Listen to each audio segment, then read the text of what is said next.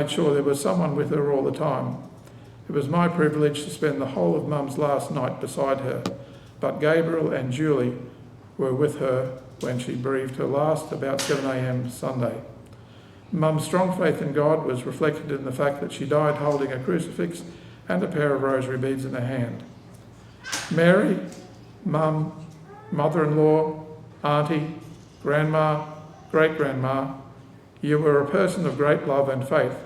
We are the better for having known you and receiving your love. Your faith in God has given us a sure foundation in our lives. As the Gospel of Matthew says, "Well done, good and faithful servant. Now enter into the joy of your master." Maureen?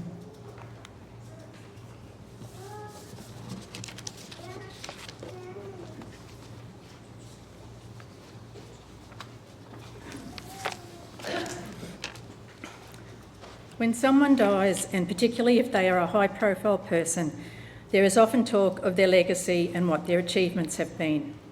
Mum does not have a building or a charity named after her, and she was not involved in any significant scientific discoveries. Her legacy is pure and simple. From an early age and throughout her life, she provided unwavering and unconditional love and care for her siblings, her beloved husband Bill, her children, grandchildren and great-grandchildren and extended families. She did this with a gentleness and an inner strength that is beyond compare and which helped her through many adversities she faced. Her love and care provided us with a place of safety and a home where we grew up in a happy environment and understood the importance of family,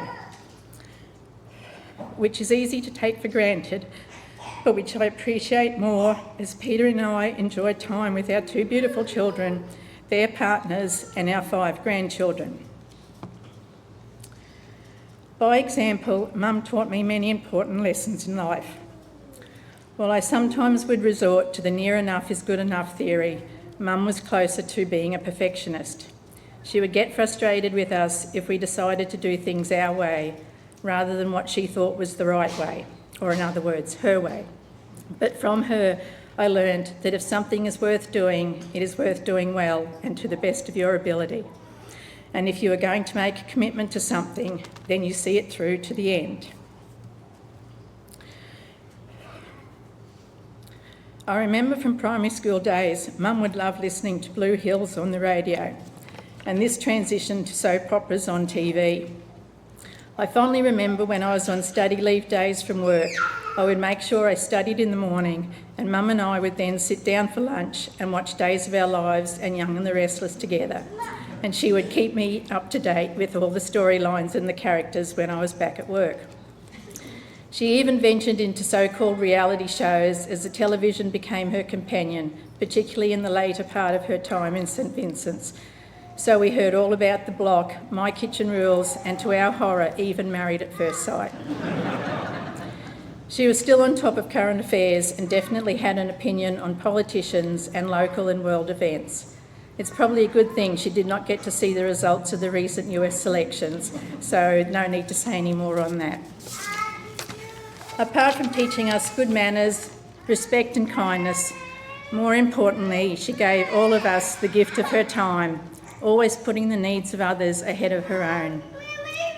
She always had a genuine interest in our work, our travels and our friends. We knew she was a softie at heart, but really got to see this side of her when she became a grandmother and Gigi, and she loved their visits and hugs. Mum, I know you are listening because you didn't like to miss a good funeral. While we didn't always see eye to eye, you were always my role model throughout my life and my reference point on all the big and little things I had to learn when I became a mother. I thank you and I love you always.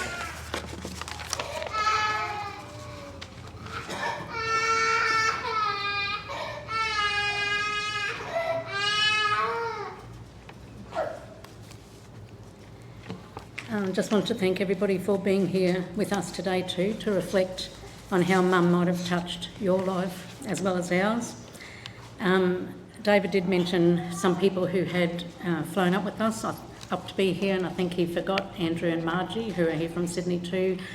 Brent flew up from Canberra, and we've got Peter's children here from Newcastle, and just countless friends and other people here who've given us constant support over the past weeks.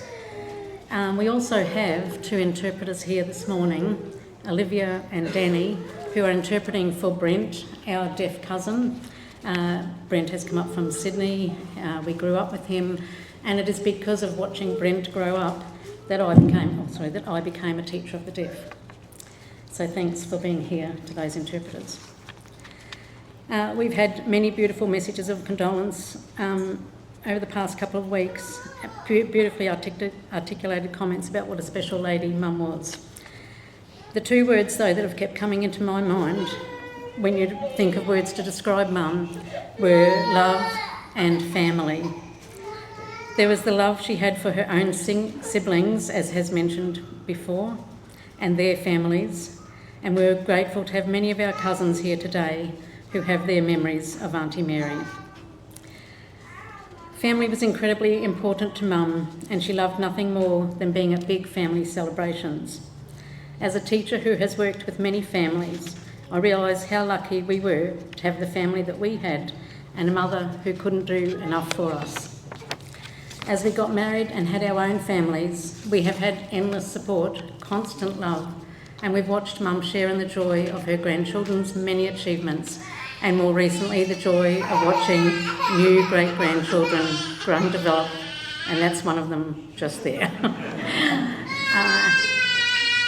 Louis, do you want to take her down the front? So the 2 youngest great-grandchildren, one was born in July and one in October, and the other 2 are only 18 months old. So we've got, all 10 of them are under the age of 6, so bear with us, please. As you know, Mum and Dad lived just across the car park there, and we lived not far, just a stone's throw that way, in our early years of marriage. So we had regular contact with Mum and Dad. They saved the girls from spending time in the car park waiting for me to arrive after school, because that's where they had to wait for cars to come and pick them up. And because they lived there, the girls were able to go to their place and have wonderful afternoon teas. Erin remembers being fed very well. Some of the girls' fond memories include cups of tea in bed with her when they slept over, her happy pill jar, which is nothing to do with drugs, was a jar of lollies that she gave them, and when they were upset, she said, "Do you want a happy pill?" And that made them happy. Erin had lots of calls with Grandma during her time overseas. She spent many years in London, and she is currently in Sydney. She was fortunate enough to have a recent visit in August when she came up, and I didn't think Mum was going to let her go when she started to hug her. After having knee surgery, Mum told Shree that she would make sure she could dance at her wedding, and she did. We've got a beautiful photo of her and Dad dancing together, and her dancing on the floor with Shree. Shree remembers her always being there at the school sporting events, making the best honey crumpets and spaghetti bolognese, I remember. And the girls were always called her Queenie because of her resemblance to the late Queen and how she always dressed immaculately. Nicole would have loved, Nicole broke down yesterday when she gave me this little message. She would have loved to have told you that Grandma and Grandpa's house was her safe place. She was a bit of a runner as a child and took off to our neighbour's house a couple of times. However, after disagreement with us in her early 20s, she took off in her car, and we were concerned until getting a call from Mum telling us that she was there. Mum and Dad welcomed her in at a very late hour, no questions asked, and she was able to stay the night, and we all got some sleep. We were eternally grateful for that. I just hope that my grandchildren will see our place as a safe home too. Nicole was saying too that she sees glimpses of Grandma in her children, and Nicole and Cherie's children, our five grandchildren, all have Mum's blue eyes, despite the fact that the adults have brown eyes. I hope Mum knows how much she was loved, admired, respected and appreciated. There's too many things to list of ways that she helped me. Her passing has left a big hole in our family, but we are truly grateful that she is now at peace and with Dad. It was a privilege to be with her in her later hours and days and to be with her as she passed. It has been incredibly hard driving past the nursing home over the past 2 weeks, but we will, because I drive past there often, but we will cherish our memories of Mum and the love we shared with her, and she will forever be in our hearts.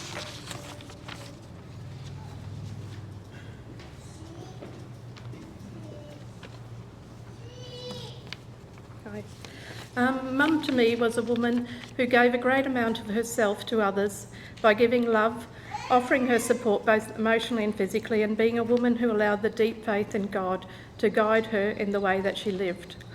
Mum loved being part of this parish and living next door to the church. We grew up going to Mass and making our sacraments in the old church, which is not there anymore, and when I was about 11 they built the new church. Much to our horror, our big paddock that we had as a playground suddenly became a bitumen car park. But to our dismay, Mum was really pleased because the new church was closer to her than the old church, and she could now stand at her kitchen window and she could see everything that was going on here at the church. So whenever I rang up or visited, I got a running commentary on what happened in the life of St Dipna's Church for the last week. She'd say, "Oh, Father had a really busy week. There were 3 funerals in the church this week," or she loved looking at the weddings and seeing if she could see the colour of the bridesmaids. And she loved standing at the Hills hoist and hanging out the washing and seeing the children come past, sometimes dressed up for such occasions as Book Week. Mum always provided the 5 of her children with the best, whilst she seemed to manage with the least. She always took pride in the way she looked. She could wear the same outfit multiple times and look fantastic each time. And like Julie said, when she was dressed up for weddings and other occasions, people nicknamed her the Queen because she was so regal and elegant and looked not that much different to the current Queen Elizabeth II at the time. I remember once about 10 years ago going to pick up Mum and Dad to take them to a specialist appointment. And Dad was there dressed in his Sunday best and Mum was dressed. But she was struggling at the time to put on these shoes that had a bit of a heel on them.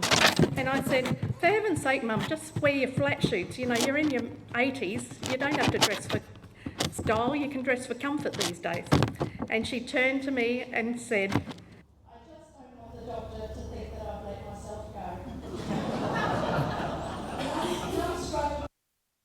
With discovering her mother dead when she was only 10.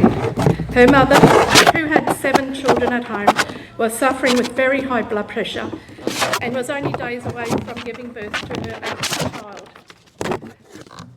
And she went for an obstetric checkup, and as was deemed appropriate obstetric care back in the early 1940s, she was told to go home and rest.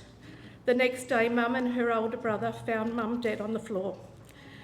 I often wondered how could Mum be such a loving, caring, nurturing soul to her 5 children, as well as to many others. And although I never met Mum's mother, my grandmother, she must have been a wonderful person, and that what she offered Mum in her formative years is what shaped her for the future. Mum always supported our son Samuel in his every endeavour, and they always came to all his sporting events, graduations and concerts. And when he was in primary school here at St Dipna's, both Mum and Dad loved coming and watching Samuel run the cross country. And although Samuel every year came last, Mum said what he lacked in ability he made up for in spirit.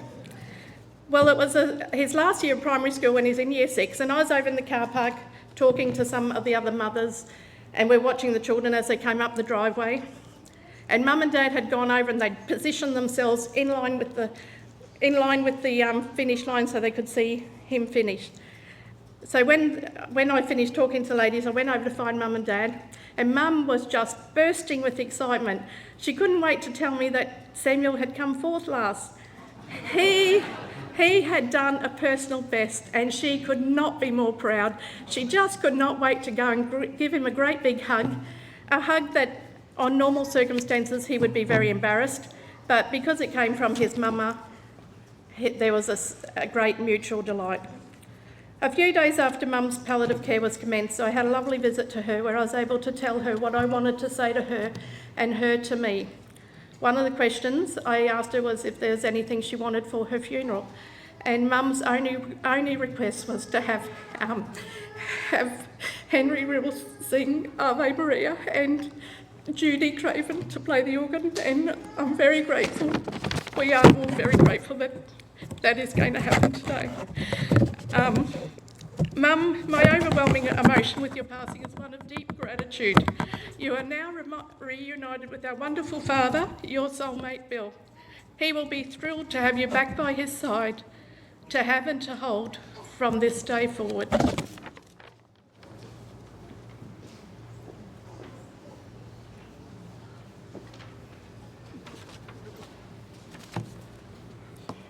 There is one simple word that describes Mum, and that word is love. And this is becoming a recurring theme for today. Be it the love that she gave to her family, caring for them after her mother passed away. Be it the love that she shared with Dad for 65 years of marriage. Be it the love that she gave to us, her children, grandchildren and great-grandchildren. But also the love that she gave to her relatives, friends and many others. When my darling daughter Hannah was only 5 years old, she told me, "Dad, I don't like Grandpa." I asked her why, and she said, "Because he is old." "But Hannah," I said, "Grandma is old too." And she replied, "That's okay, Dad, she is my grandma." I know that her cousins also share a special bond with Mum, whether they call her Queenie, Gigi, Mama, or simply Grandma. And don't worry, Hannah grew to love her grandpa very much also. For the last couple of years, I've been living at 3 Loretta Street with Mum and Dad as their carer. But since Dad passed away, it was more the other way that Mum was caring for me. Last year, I had a discussion with Mum about how she felt when members of her family disappointed her, had different values to those that she held, or were in relationships with which she did not agree. She simply said, "What can you do but just love them?"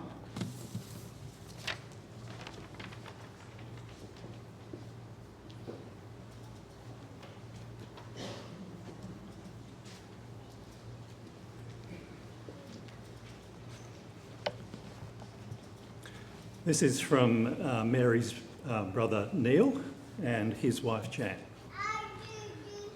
"Mary, you were my dearest older sister. Sadly, our mother died and left behind 7 young children.